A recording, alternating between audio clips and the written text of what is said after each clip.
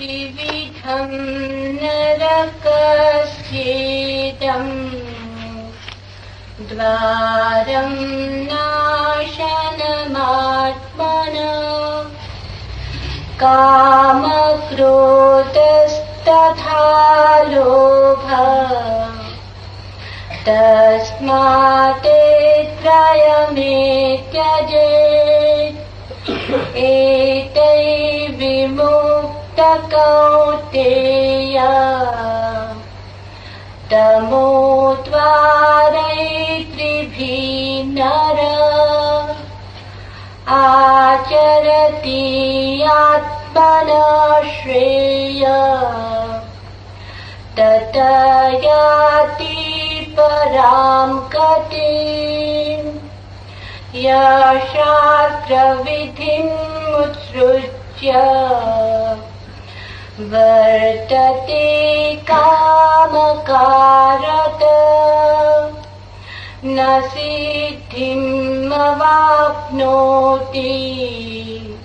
न सुखं न परां गतिम् तस्मात् शास्त्रं प्रमाणं ते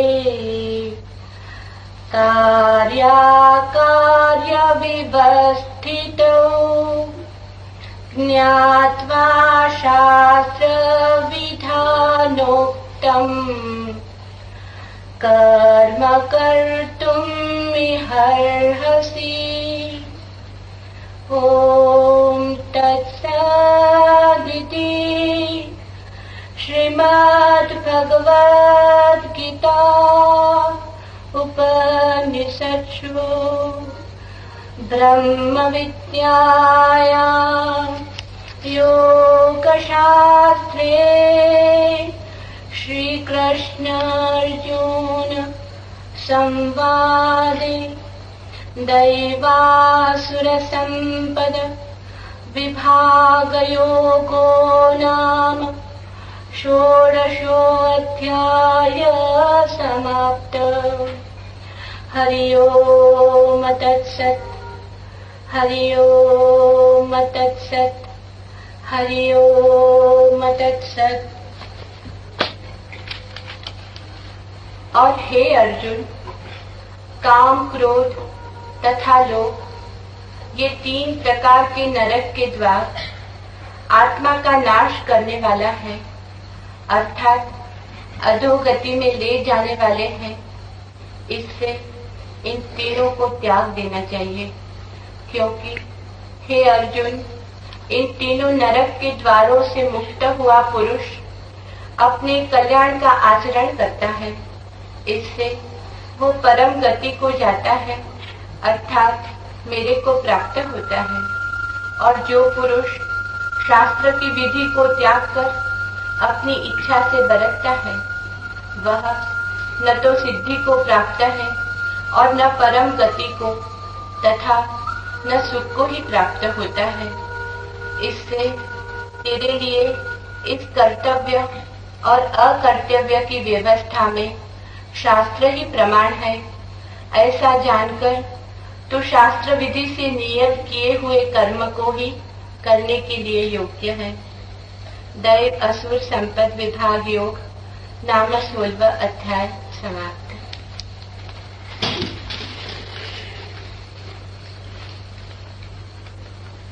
पहले कुछ प्रश्न।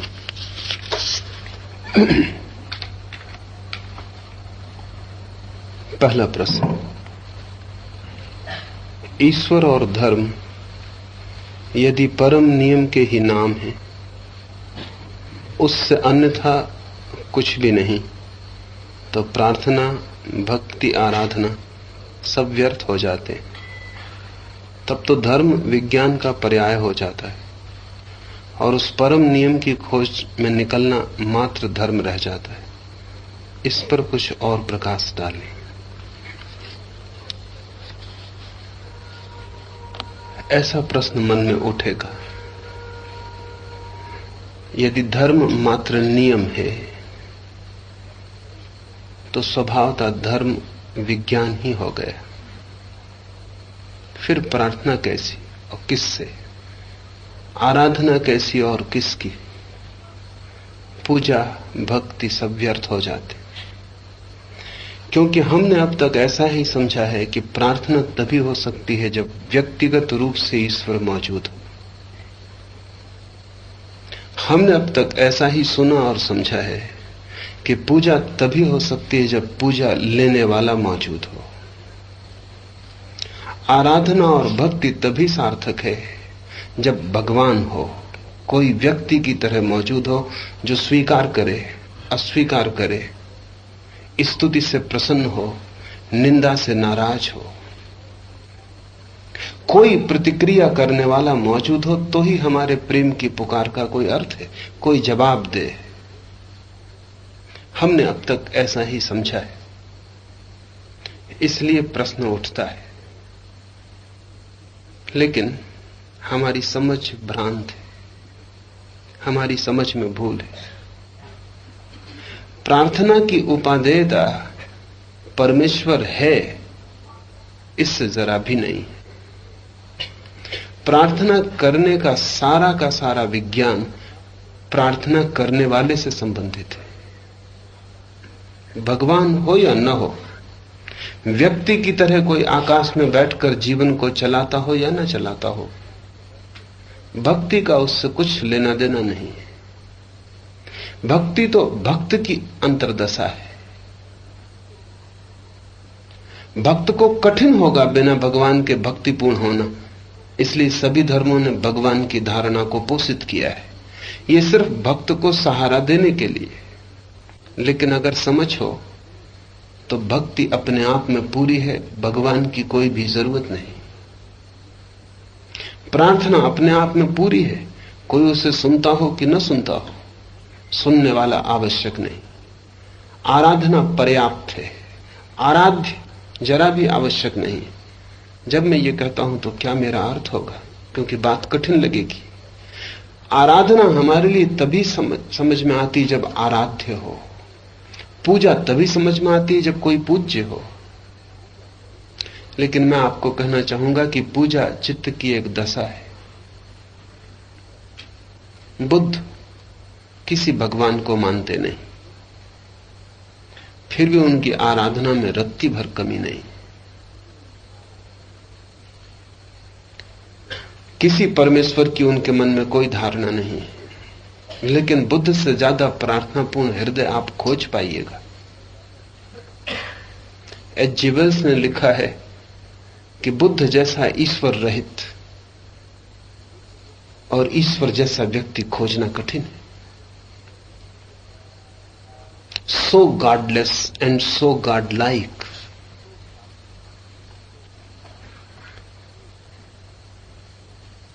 इसे हम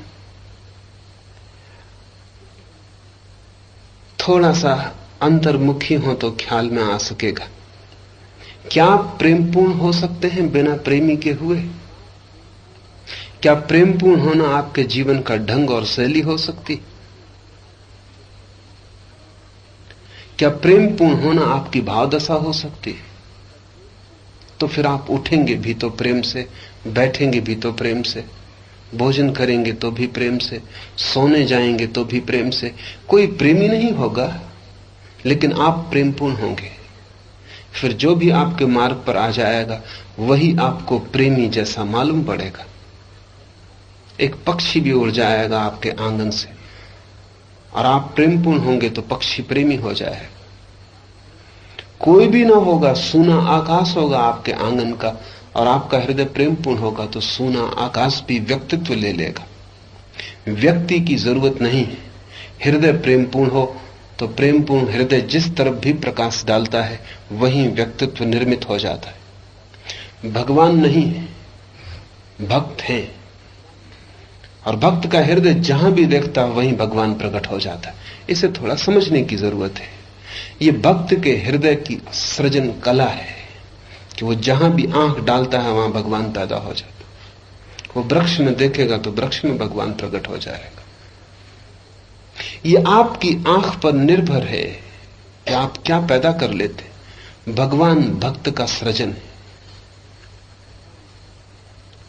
धर्म तो नियम है, धर्म कोई व्यक्ति नहीं है, धर्म तो शक्ति है। इसलिए भगवान शब्द ठीक नहीं है, भगवत्ता, डीटी नहीं, डिविनिटी।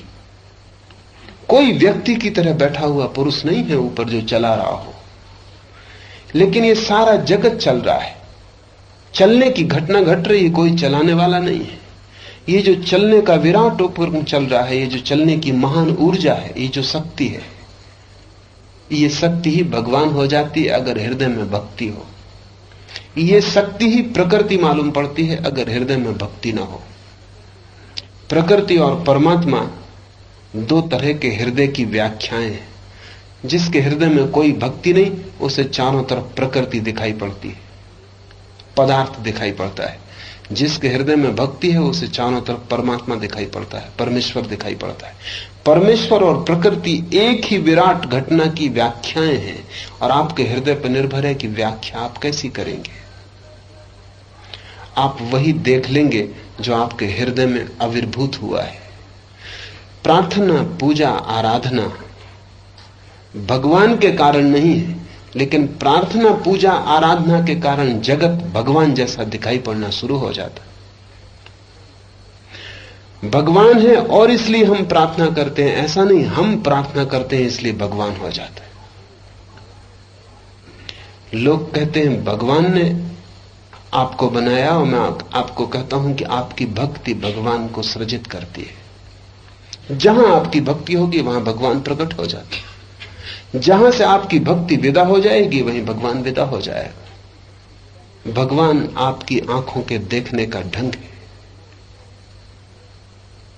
धर्म तो नियम है, लेकिन उस नियम में उतरना आपको अपने को बदलना पड़े तभी हो सकता है। प्रार्थना आपको बदलने के लिए है। आमतौर से हम प्रार्थना करते हैं परमात्मा को बदलने के लिए।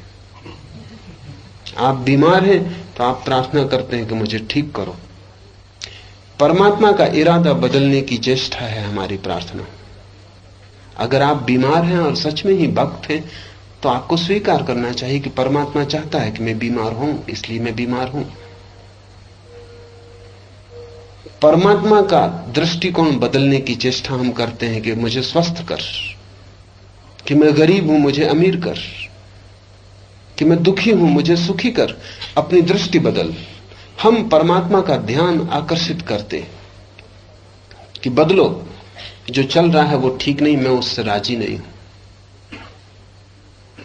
और हम उसकी खुशामद करते हैं, क्योंकि हमने जीवन में सीखा है कि मनुष्य को हम खुशामद से प्रभावित कर सकते हैं। इसलिए हम सोचते हैं जिस ढंग से आदमी प्रभावित होता है उसी ढंग से परमात्मा भी प्रभावित होगा। तो हम स्तुति करते हैं, हम उसका गुणगान करते हैं, हम कहते हैं तुम बहुत महान हो। लेकिन हमारी इस सारी चेष्टा में छिपा क्या है, मन की आकांक्षा क्या है? यही कि तुम जो कर रहे हो वो ठीक नहीं। और हमारी इस स्तुति में एक तरह की धमकी है कि अगर तुम ये बंद नहीं करोगे तो ये स्तुति बंद हो जाएगी, तो ये प्रार्थना समाप्त हो जाएगी, फिर तुम्हें कोई पूजने वाला नहीं। अगर पूजा जारी रखवानी है तो हमारी मर्जी के अनुसार थोड़ा कुछ करो। हमारी सारी प्रार्थनाएं मांगे, हम कुछ मांगते हैं, और हमारी मौलिक मांग यह है कि हम ठीक हैं और तुम गलत हो। एक बहुत बड़े विचारक अल्दस हक्सले ने लिखा है कि परमात्मा से हम जब भी प्रार्थना करते हैं हम चाहते हैं कि 2-2-4 ना हो। हमारी सारी प्रार्थनाओं का रूप यही है कि 2-2-4 ना हो। हमने पाप किए हैं, उसके कारण हम दुख भोगते हैं, वो 2-2-4 हो रहे हैं। हम चाहते हैं दुख हमें ना मिले। पाप हमने किए हैं, क्षमा तुम कर दो। जो भी हम भोग रहे हैं वो हमारा कृत्यों का जोड़ है, लेकिन उसमें तुम्हें बदलाहट कर दो। 2 और 2 तो 4 होते हैं, लेकिन हम चाहते हैं या तो तुम 5 करो या तुम 3 करो, 4 भर ना हो पाए।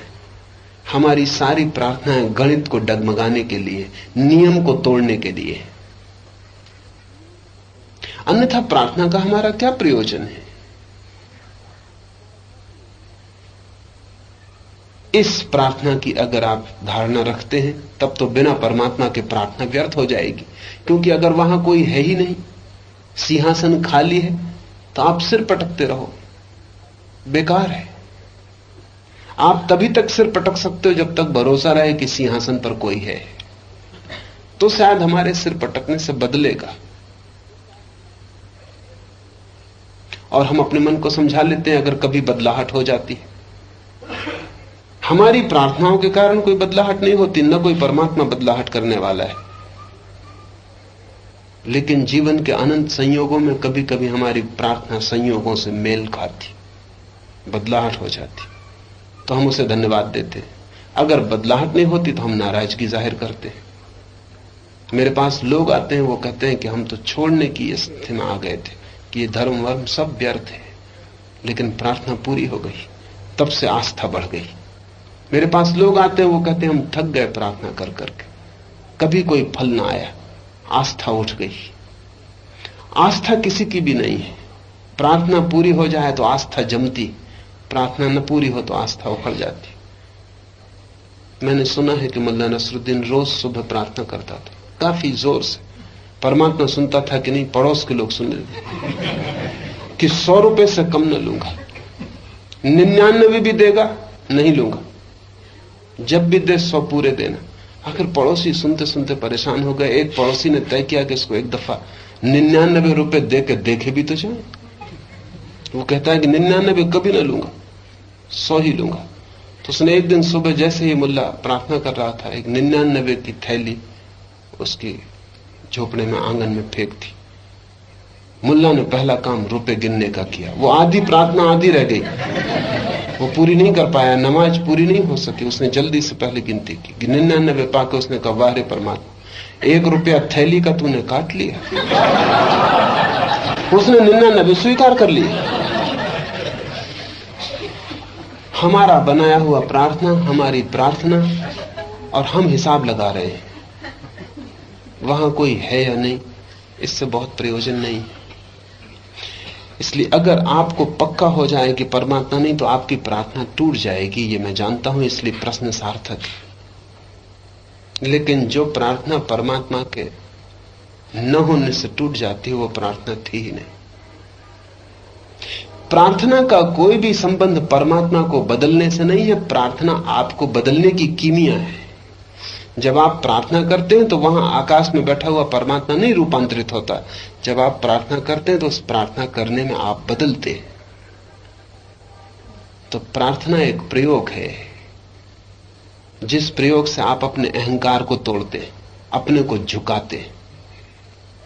वहां कोई नहीं बैठा है जिसके आगे आप अपने को झुकाते हैं। झुकने की घटना का परिणाम आप झुकते हैं। आपको कठिन है बिना परमात्मा के, इसलिए कोई हर्जा नहीं, आप मानते रहें कि परमात्मा है, लेकिन असली जो घटना घटती है वो आपके झुकने से घटती है। आप झुकना सीखते हैं, किसी के सामने समर्पित होना सीखते हैं। कहीं आपका माथा झुकता है, जो सदा अकड़ा हुआ है वो कहीं जाके झुकता है। कहीं आप घुटने के बल छोटे बच्चे की तरह हो जाते, कहीं आप रोने लगते, आंखों से आंसू बहने लगते, हल्के हो जाते। और मैं कर सकता हूं ये धारणा प्रार्थना से टूटती है। तू करेगा, तू करेगा सवाल नहीं है, मैं कर सकता हूं ये धारणा टूटती है। मैं नहीं कर सकूंगा, तभी हम प्रार्थना करते हैं, मुझसे नहीं हो सकेगा। अगर इसके गहरे अर्थ को समझे तो इसका अर्थ है, जहां भी आपको समझ में आ जाता है कि कर्ता मैं नहीं हूं, वहीं प्रार्थना शुरू हो जाती। ये कर्तव्य को खोने की तरकीब है। वो जो कर्तृत्व है कि मैं करता हूं, वो जो अहंकार है, वो जो मेरी अस्मिता है कि करने वाला मैं हूं, उसके टूटने का नाम प्रार्थना है। जब आप घुटने टेक देते हैं, सिर झुका देते हैं और कहते हैं मुझसे कुछ भी ना होगा, अब तू ही कर, मेरे बस के बाहर है, तू ही उठा, अब मुझसे नहीं चलना हो सकेगा, तू ही चला।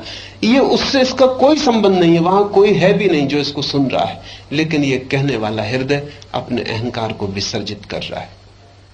और जो आनंद इस प्रार्थना से घटित होगा वो किसी का दिया हुआ नहीं है, वो आपके ही अहंकार छोड़ने से आपको मिलता है।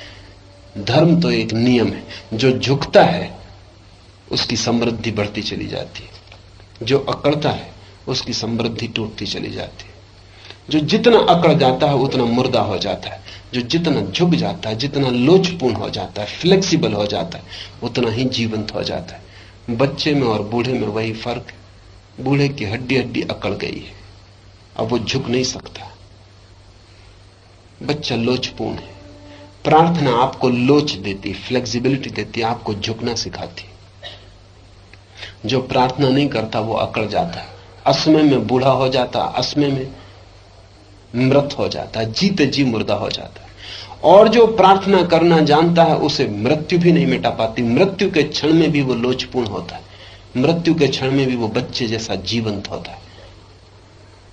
तो जो व्यक्ति प्रार्थना की कला सीख लेता है उसे परमात्मा से कोई संबंध नहीं। परमात्मा सिर्फ बहाना है ताकि प्रार्थना हो सके। परमात्मा सिर्फ खूंटी है जिसमें हम प्रार्थना के कोट को टांग सके। असली बात प्रार्थना है। इसलिए बुद्ध और महावीर जैसे महाज्ञानियों ने परमात्मा को बिल्कुल इंकार ही कर दिया, लेकिन प्रार्थना को इंकार नहीं कर सके। प्रार्थना जारी रही। पूजा को इंकार नहीं कर सके, पूजा जारी रही। समर्पण को इंकार नहीं कर सके, समर्पण जारी रहा। इसलिए जैन धर्म बहुत ज्यादा जनता तक नहीं पहुंच सका, क्योंकि ये बात ही समझ में नहीं आती। अगर भगवान ही नहीं है तो फिर कैसी आराधना? जब परमात्मा नहीं तो पूजा किसकी? तो जैन विचार बहुत थोड़े लोगों की पकड़ में आया, ज्यादा लोग उसके साथ नहीं चल सके। और जो थोड़े से लोग भी प्रथम दिन चले थे वे ही समझदार थे। पीछे तो उनकी संतान सिर्फ अंधेपन के कारण चलती, क्योंकि उनके माँ बाप जैन थे, वो भी जैन है, लेकिन उनकी भी समझ में नहीं आता। और इसलिए उन्होंने फिर नए उपाय कर लिए। बिना परमात्मा के तो पूजा हो नहीं सकती, तो फिर महावीर को ही परमात्मा की जगह बिठा लिया, फिर पूजा जारी हो गई। अब कोई फर्क नहीं है जैन और हिंदू में। हिंदू प्रार्थना कर रहा है राम से, कृष्ण से, जैन प्रार्थना कर रहा है महावीर से, ऋषभ से, नेमिनाथ से। इससे कोई फर्क नहीं पड़ता। लेकिन परमात्मा के बिना प्रार्थना करना बड़ा कठिन है। जो कर पाए उसके जीवन में बड़े फूलों की वर्षा हो जाती। लेकिन आप न कर पाते हो तो परमात्मा से शुरू करें, कोई हर्जा नहीं है। परमात्मा सिर्फ खिलौना है, असली चीज प्रार्थना घट जाए। जिस दिन प्रार्थना घट जाएगी उस दिन आप खुद समझ जाएंगे कि परमात्मा के होने न होने का सवाल नहीं है। धर्म नियम है, इसलिए मैंने कहा। और जो भी घटता है जीवन में वो एक आत्यंतिक नियम के कारण घटता है। आपकी प्रार्थनाओं के कारण कुछ भी नहीं घटता, आपकी पूजा के कारण कुछ भी नहीं घटता। हां, अगर पूजा आपकी, प्रार्थना आपकी, आपको बदल देती हो तो आप नियम के अनुकूल बहने लगते हैं। उस नियम के अनुकूल बहने से घटना घटती। हम जीवन में करीब करीब उन्हीं भूलों को बार बार दोहराते हैं। पिछले जन्म में भी आपने वही भूलें की, उसके पिछले जन्म में भी वही भूलें की, आज भी वही कर रहे हैं। और डर यह है कि शायद कल और आने वाले जन्म में भी वही भूलें करेंगे। हर पीढ़ी उन्हीं को दोहराती, हर आदमी उन्हीं को दोहराता है। बड़ी से बड़ी भूल जो है वो ये है कि हम अंतरस्थ भावों को भी बिना ऑब्जेक्टिफाई किए, बिना उनको वस्तु में रूपांतरित किए स्वीकार नहीं कर पाते। भाव तो भीतरी है, लेकिन उस भाव को भी संभालने के लिए हमें बाहर के सहारे की जरूरत पड़ती। ये बुनियादी भूलों में से एक है। अगर आप प्रसन्न हैं और कोई आपसे पूछे कि आप क्यों प्रसन्न हैं, तो आप ये नहीं कह सकते कि मैं बस प्रसन्न हूं। क्यों का क्या सवाल है? आप कारण बताएंगे कि मैं इसलिए प्रसन्न हूं कि आज मित्र घर आया, इसलिए प्रसन्न हूं कि धन मिला, इसलिए प्रसन्न हूं कि लॉटरी जीत गया। आप कोई कारण बताएंगे। आप इतनी हिम्मत नहीं कर सकते कि कह सके कि मैं प्रसन्न हूं, क्योंकि प्रसन्न होने में प्रसन्नता है। और मूढ़ है जो कारण खोजते, क्योंकि कारण खोजने वाला बहुत ज्यादा प्रसन्न नहीं हो सकता। कितने कारण खोजिएगा, रोज कारण नहीं मिल सकते। और आज कारण मिल जाएगा, घड़ी भर बाद कारण चुक जाएगा। लॉटरी मिल गई, एक धक्का लगा, खुशी आ गई, फिर मित्र आज घर आ गया, कल कोई और घटना घट गई। अगर जिंदगी में कारण से प्रसन्नता आती हो तो बहुत थोड़ी प्रसन्नता आएगी। इसलिए लोगों के जीवन में सुख बहुत कम है, दुख बहुत ज्यादा है, क्योंकि कारण से जब सुख मिलेगा तब सुख, अन्यथा दुख ही दुख है। दुख अकारण हमने स्वीकार किया है, सुख के लिए हम कारण खोजते हैं। और अगर आप प्रसन्न हैं बिना कारण के तो लोग समझेंगे आप पागल, तो बिना कारण के प्रसन्न। कोई कारण तो चाहिए। अगर आप प्रसन्न हो रहे हैं, मुस्कुरा रहे हैं, नाच रहे हैं बिना किसी कारण के, न लॉटरी मिली, न पत्नी मायके गई, कोई खुशी का कारण नहीं, और आप प्रसन्न हो रहे हैं, तो लोग समझेंगे कि आप पागल हैं। ये जो जिनको हमने संत कहा है, उनके जीवन का रहस्य यही है कि उन्होंने बिना कारण प्रसन्न होने का रास्ता खोज लिया।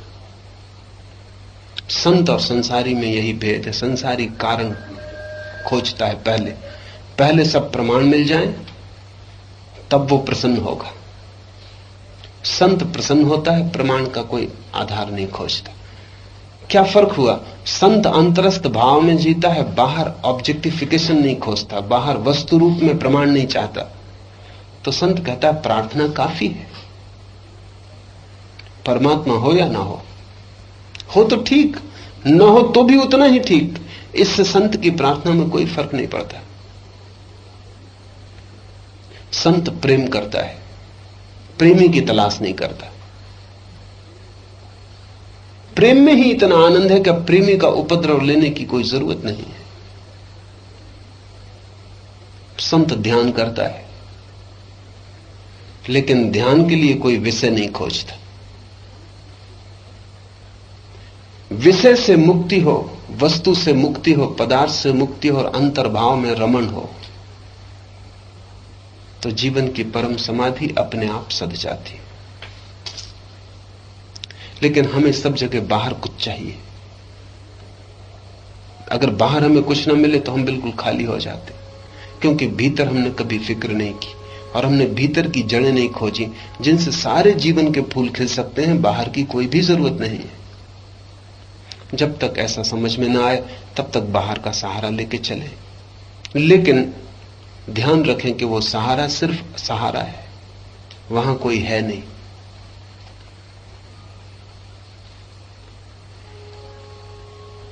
इसका क्या अर्थ हुआ? इसका क्या यह अर्थ हुआ कि मैं कह रहा हूं परमात्मा नहीं है? नहीं, मैं सिर्फ इतना ही कह रहा हूं कि जिस परमात्मा को आप सोचते हैं वो नहीं है, जो परमात्मा आप निर्मित किए हैं वो नहीं है। परमात्मा का तो एक ही अर्थ है, ये समग्र अस्तित्व, ये टोटलिटी, ये जो पूर्णता है। ये जो वृक्ष हैं, पौधे हैं, पत्थर है, जमीन है, चांद तारे हैं, मनुष्य हैं, पशु पक्षी हैं, ये जो सारा फैलाव है, ये जो ब्रह्म है, ये जो विस्तार है, ये सब कुछ परमात्मा है। और जिस दिन आपको अपने में झुकने की कला आ जाएगी, आपका मस्तक झुक सकेगा, लोचपूर्ण होगा, हृदय आनंदित प्रफुल्लित होगा, प्रार्थना के स्वर वहां गूंजते होंगे, पैरों में धुन होगी आराधना की, भक्त का भाव होगा, तब आप पाएंगे कि सब परमात्मा है। उस दिन आप देखेंगे जीवन नियम से चल रहा है और धर्म भी विज्ञान है। वस्तुतः धर्म परम विज्ञान है, सुप्रीम साइंस है।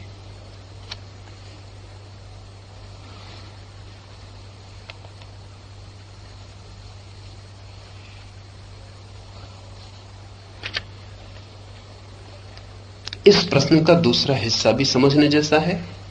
तब तो धर्म विज्ञान का पर्याय हो जाता है और उस परम नियम की खोज में निकलना मात्र धर्म रह जाता है। निश्चित ही उस परम नियम की खोज में निकलना ही धर्म है।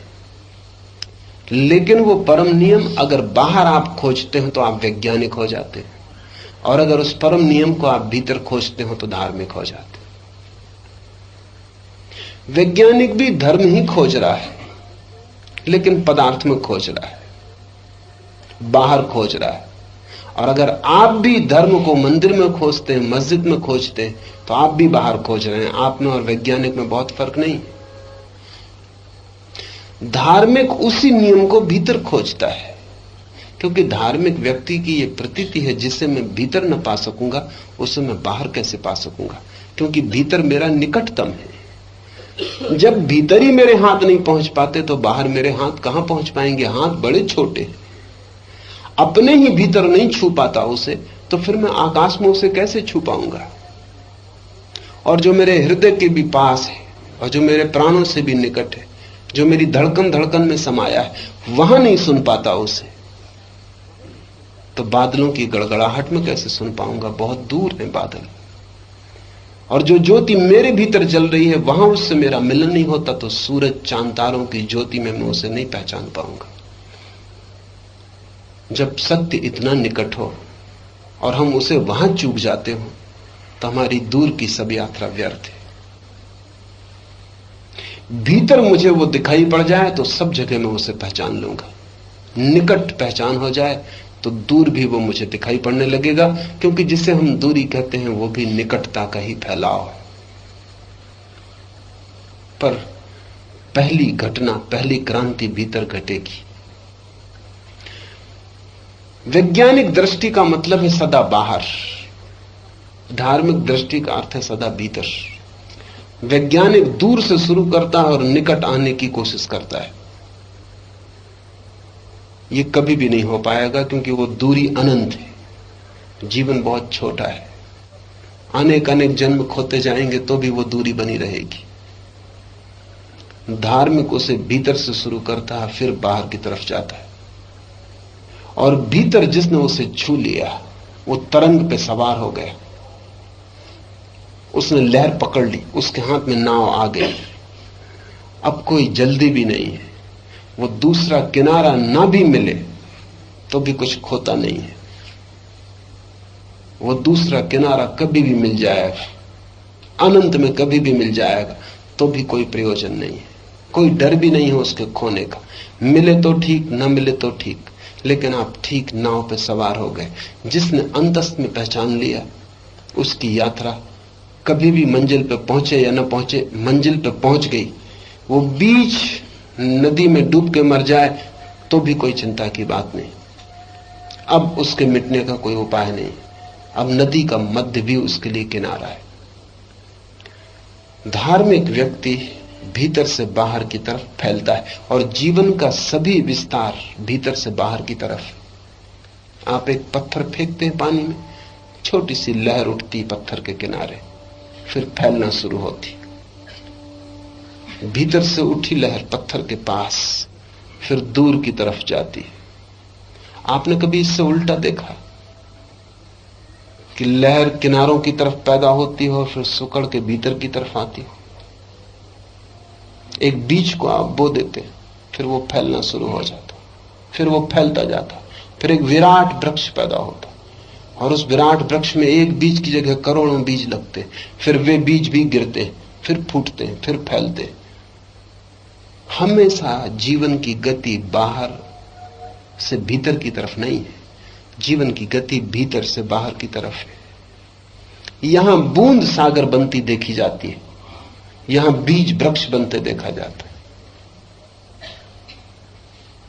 धर्म इस सूत्र को पहचानता है, और आपकी भीतर जहां लहर उठ रही है हृदय की, वहीं से पहचानने की जरूरत है, और वहीं से जो पहचानेगा वही पहचान पाएगा।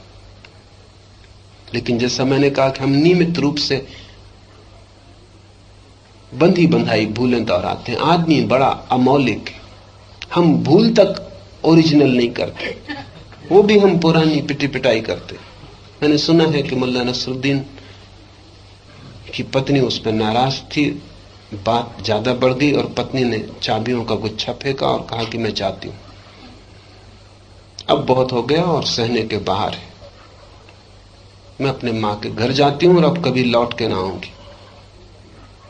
नसरुद्दीन ने गौर से पत्नी को देखा और कहा कि अब जा ही रही हो तो खुशखबरी सुनती जाओ, कल ही तुम्हारी मां तुम्हारे पिता से लड़के अपने मां के घर चली गई, और जहां तक मैं समझता हूं वहां वो अपनी मां को शायद ही पाए। एक वर्तुल है भूलों का, वो एक सा चलता जाता है, एक बंधी हुई लकीर है जिसमें हम घूमते चले जाते हैं। हर पीढ़ी वही भूल करती है, हर आदमी वही भूल करता है, हर जन्म में वही भूल करता है। भूलें बड़ी सीमित हैं। धर्म की खोज की दृष्टि से यह बुनियादी भूल है कि हम बाहर से भीतर की तरफ चलना शुरू करते हैं, क्योंकि यह जीवन के विपरीत प्रवाह है। इसमें सफलता कभी भी मिल नहीं सकती। सफलता उसी को मिल सकती जो जीवन के ठीक प्रवाह को समझता है और भीतर से बाहर की तरफ जाता है।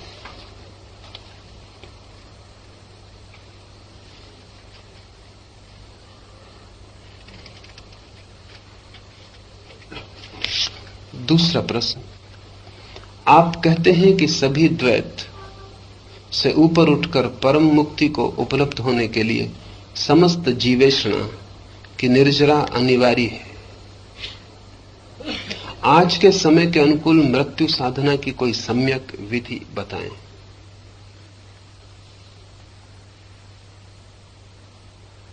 जीवेषणा, लस्ट फॉर लाइफ का अर्थ ठीक से समझ लें। हम जीना चाहते हैं, लेकिन ये जीने की आकांक्षा बिल्कुल अंधी है। कोई आपसे पूछे क्यों जीना चाहते हैं तो उत्तर नहीं है। और इस अंधी दौड़ में हम पौधे, पक्षियों, पशुओं से भिन्न नहीं है। पौधे भी जीना चाहते, पौधे भी जीवन की तलाश करते। मेरे गांव में मेरे मकान से कोई 400 कदम की दूरी पर एक वृक्ष,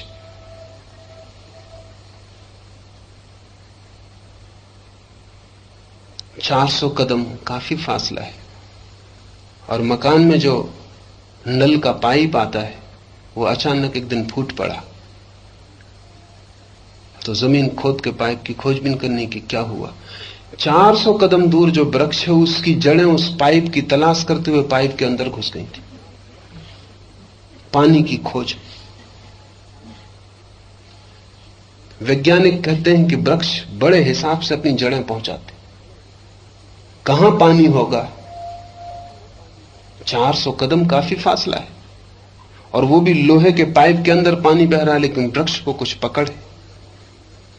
उसने उतने दूर से अपनी जड़ें पहुंचाई और ठीक उन जड़ों ने आके अपना काम पूरा कर लिया। कसते कसते उन्होंने पाइप को तोड़ दिया लोहे के, वो अंदर प्रविष्ट कर गई और वहां से पानी पी रही थी।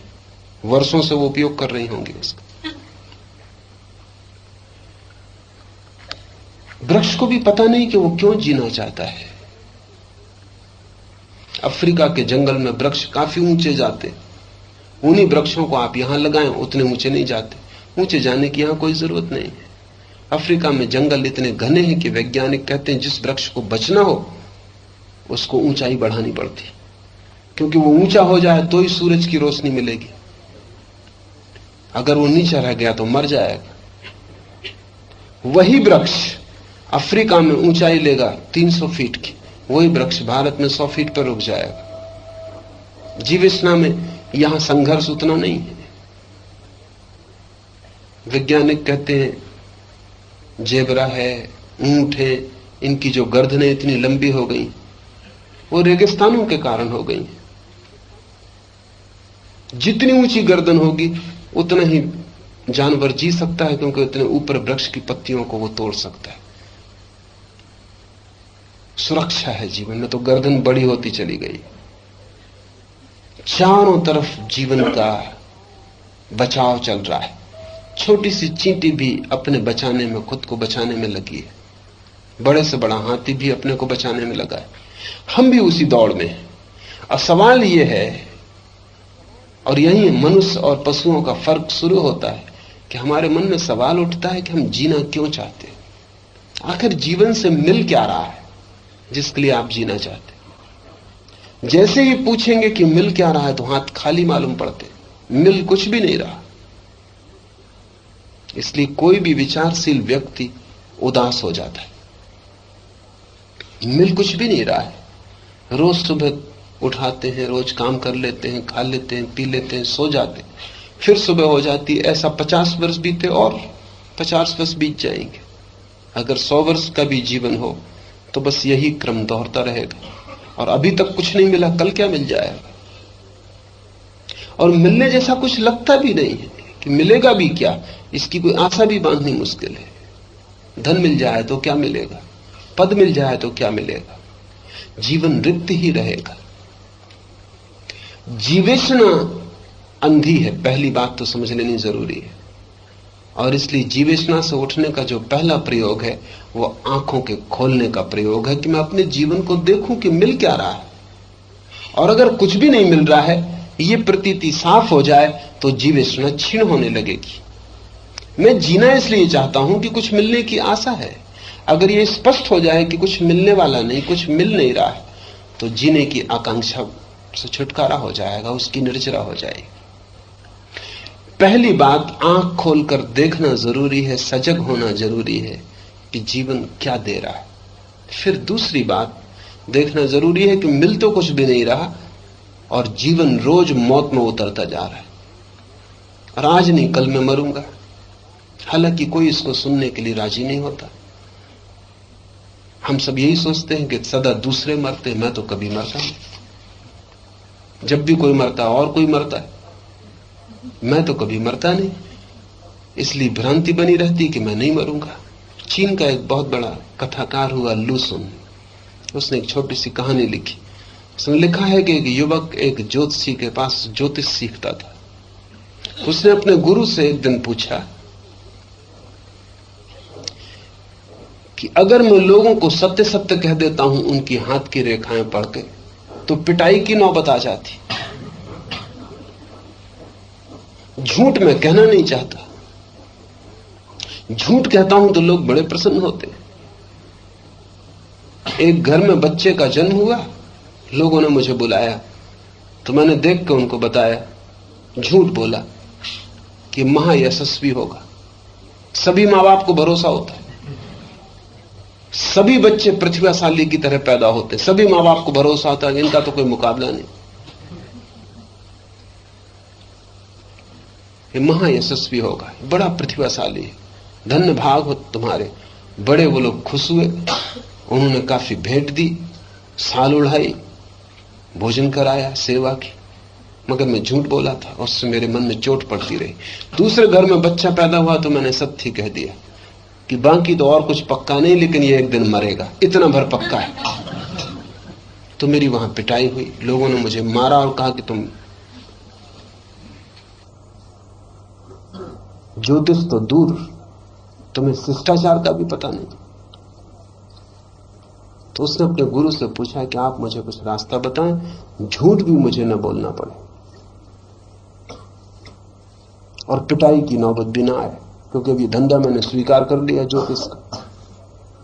तो उसके गुरु ने कहा अगर ऐसा आ जाए तो मैं तुम्हें अपना सार बता देता हूं जीवन भर का, जो मैं करता हूं। अगर झूठ भी ना बोलना हो और पिटना भी ना हो तो तुम कहना वाह वाह क्या बच्चा है, ही। तुम कुछ वक्तव्य मत देना,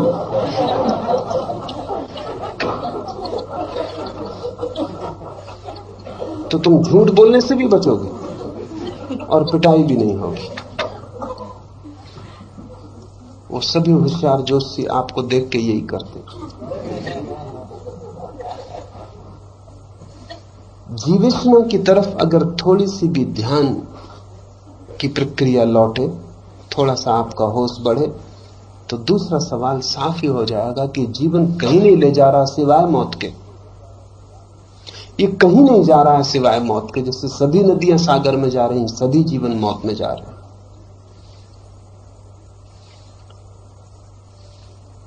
तब दूसरा बोध स्पष्ट होना चाहिए कि जो जीवन मौत में ले जाता है, जो अनिवार्य रूपेण मौत में ले जाता है, अपरिहारी जिसमें मृत्यु है, मृत्यु से बचने का जिसमें कोई उपाय नहीं, वो आकांक्षा के योग नहीं, वो ऐसना के योग्य नहीं, वो कामना के योग्य नहीं है।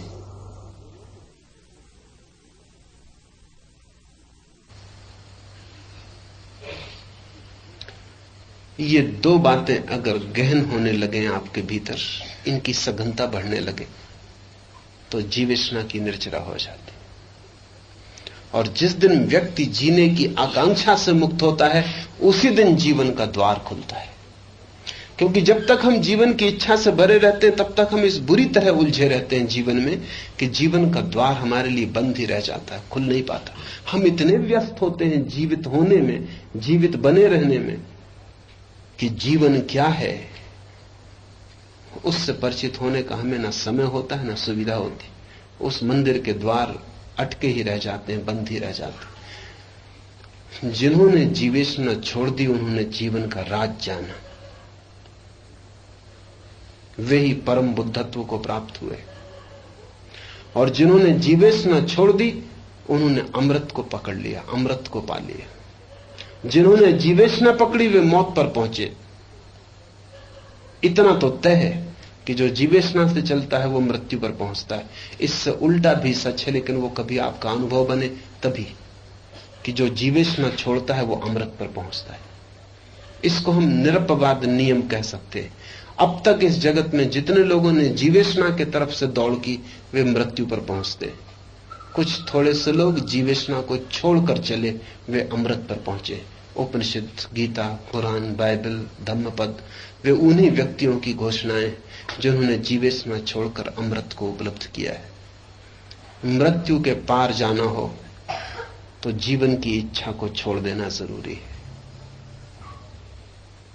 ये बड़ा उल्टा लगेगा, जीवन बड़ा जटिल है।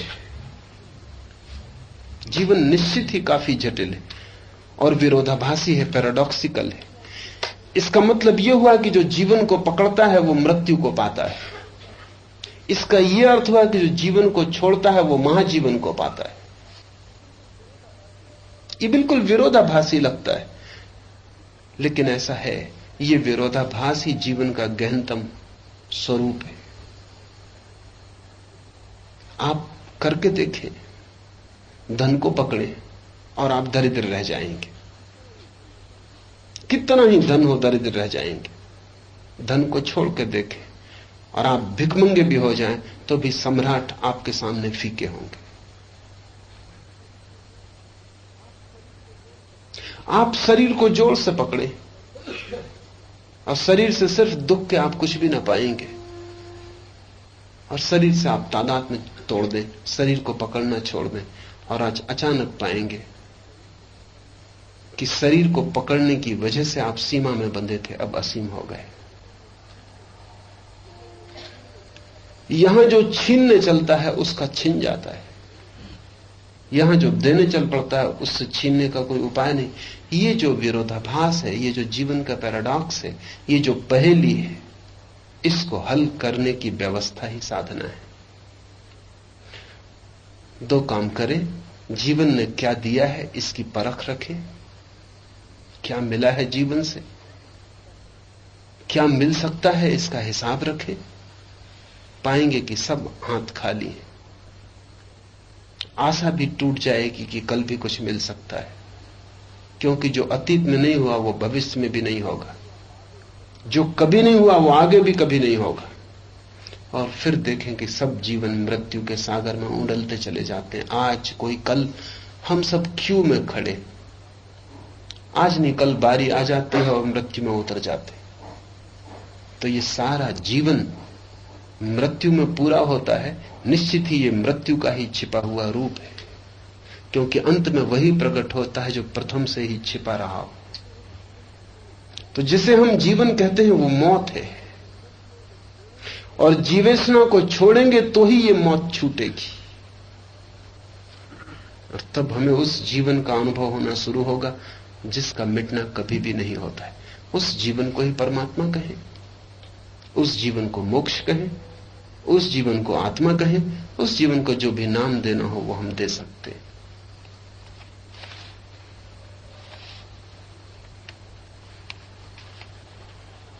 अब हम सूत्र बोले।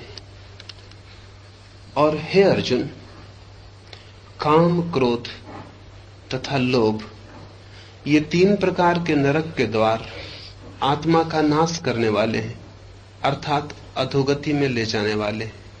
इससे इन तीनों को त्याग देना चाहिए, क्योंकि हे अर्जुन, इन तीनों नरक के द्वारों से मुक्त हुआ पुरुष अपने कल्याण का आचरण करता है। इससे वह परम गति को जाता है, अर्थात मेरे को प्राप्त होता है। और जो पुरुष शास्त्र की विधि को त्याग कर अपनी इच्छा से वर्तता है, वह न तो सिद्धि को प्राप्त होता है और न परम गति को तथा न सुख को ही प्राप्त होता है। इससे तेरे लिए इस कर्तव्य और अकर्तव्य की व्यवस्था में शास्त्र ही प्रमाण है, ऐसा जानकर तू शास्त्र विधि से नियत किए हुए कर्म को ही करने के लिए योग्य है। एक एक शब्द को समझने की कोशिश करें। 3 शब्दों को कृष्ण नरक का द्वार कह रहे हैं, काम, क्रोध और लोभ।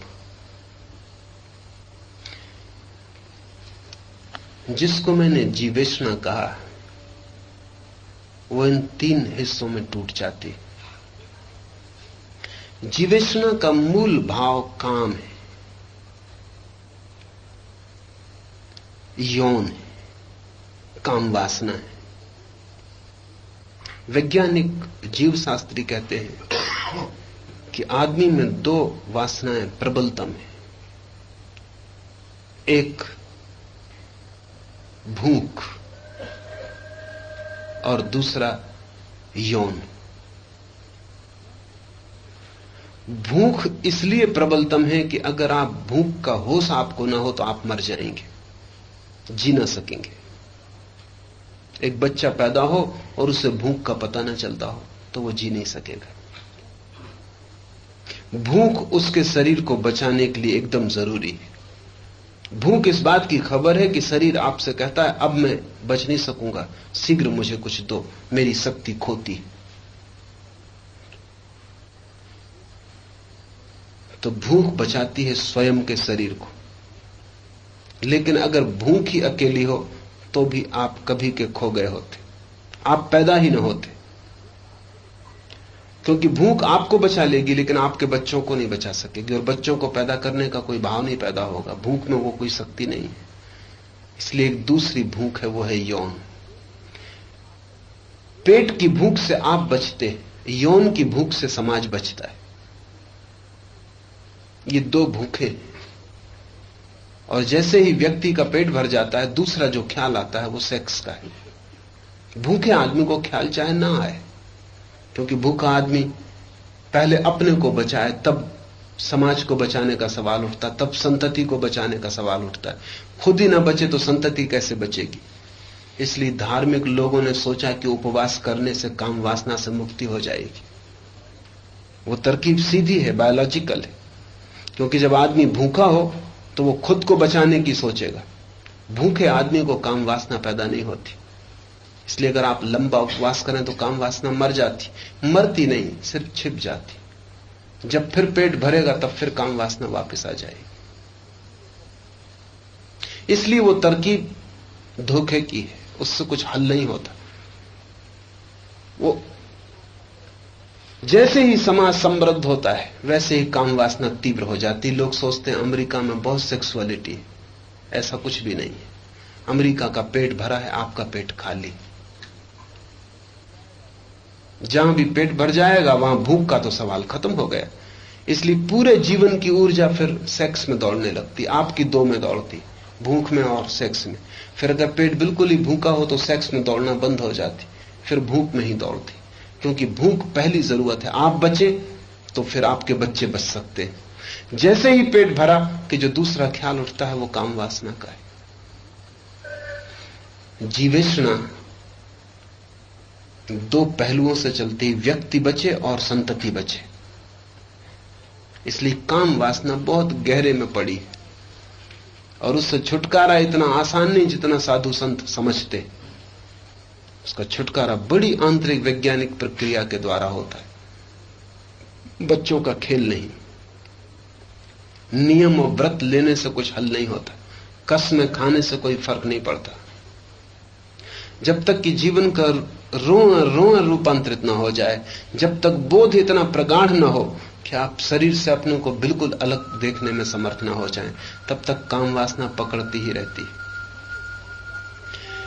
ये जो काम वासना है, अगर आप इसके साथ चलें, इसके पीछे दौड़ें, तो जो एक नई वृत्ति पैदा होती है उसका नाम लोभ है। लोभ काम वासना के फैलाव का नाम है। एक स्त्री से हल नहीं होता, 1000 स्त्रियां चाहिए तो भी हल नहीं होगा। सात्र ने अपने उपन्यास में उसका एक पात्र से कहलवाया है कि जब तक इस जमीन की सारी स्त्रियां मुझे न मिल जाएं तब तक मेरी कोई तृप्ति नहीं। आप भोग ना सकेंगे सारी स्त्रियों को, वो सवाल नहीं है, लेकिन मन की कामना इतनी विक्षिप्त है। जब तक सारे जगत का धन न मिल जाए तब तक तृप्ति नहीं। धन की भी खोज आदमी उसी लिए करता है क्योंकि धन से काम वासना खरीदी जा सकती है, धन से सुविधाएं खरीदी जा सकती हैं, सुविधाएं काम वासना में सहयोगी हो जाती। लोभ काम वासना का फैलाव है। इसलिए लोभी व्यक्ति काम वासना से कभी मुक्त नहीं होता।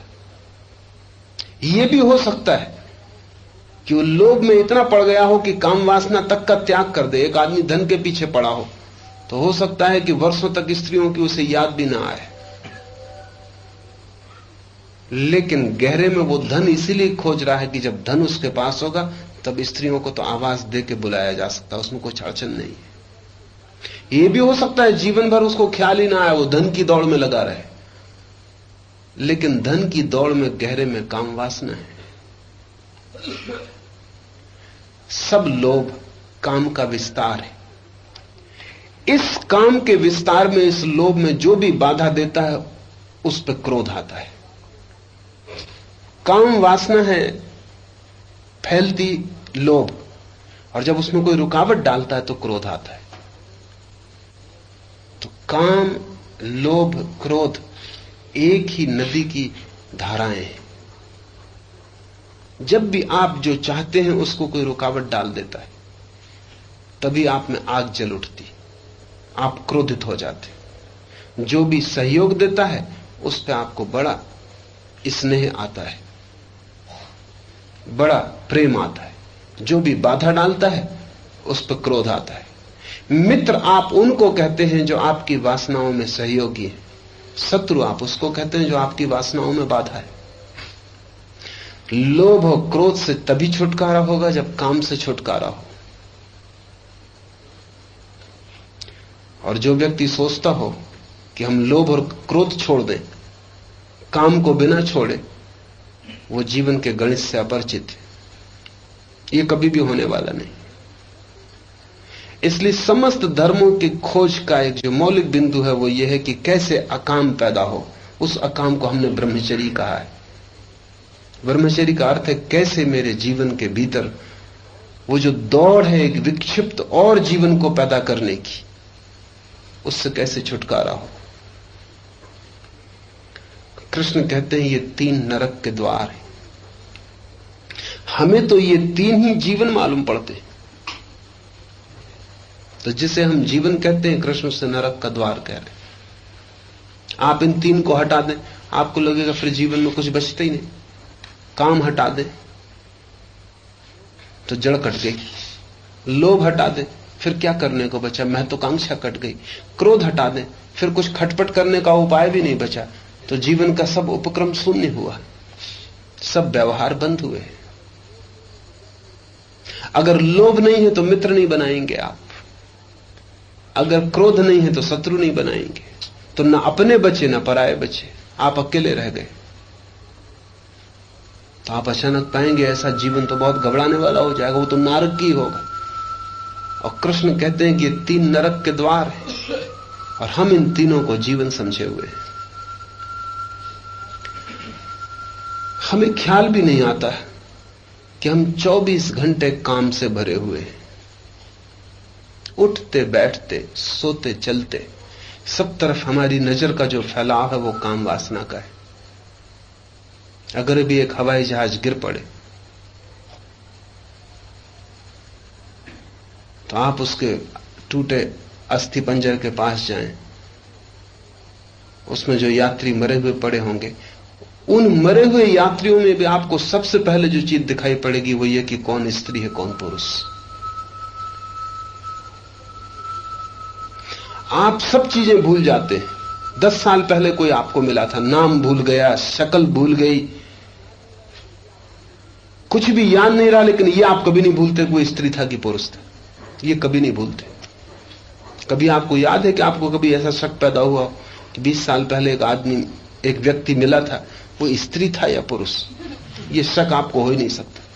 इसका मतलब क्या है? इसका मतलब यह है कि आपके ऊपर गहरे से गहरा जो संस्कार पड़ता है वो स्त्री और पुरुष होने का पड़ता है।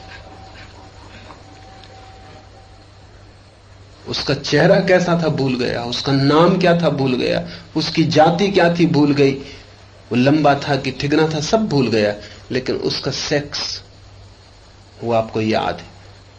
उसका मतलब यह है कि सबसे गहरी आपकी स्मृति इस बात को पकड़ती, सबसे ज्यादा चेतना इसके आसपास घूमती। ये जो हमारा काम है, ये कोई क्षण दो क्षण की बात नहीं कि कभी कभी आपको पकड़ता है। ये 24 घंटा आपको घेरे हुए, ऐसा कहना भी ठीक नहीं है, शायद 24 घंटे आप काम है। फिर इसमें जहां जहां सहयोग मिलता वहां वहां लोभ पैदा होता है।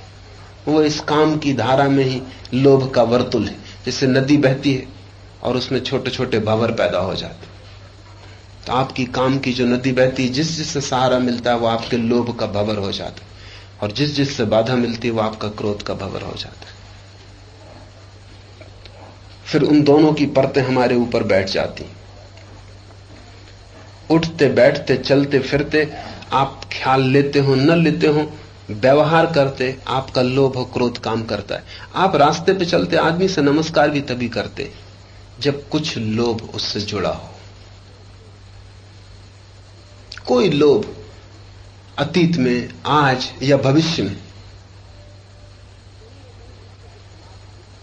कहीं ना कहीं उससे कुछ लाभ मिल सकता होगा, तो ही आप नमस्कार करते हैं। तो आप नमस्कार करने वाले भी नहीं, हाथ जोड़ने तक का श्रम आप उठाएंगे नहीं। और आपकी नजर जहां भी जाती है वहां तत्क्षण मित्र और शत्रु को पहचानती है। जिससे भी थोड़ी सी भी विरोध की संभावना है या थोड़ा सा भी बाधा पड़ सकती, थोड़ी प्रतियोगिता हो सकती, उसके प्रति आपका क्रोध जलता ही रहता है, भभक सकता है किसी भी क्षण मौका मिल जाए।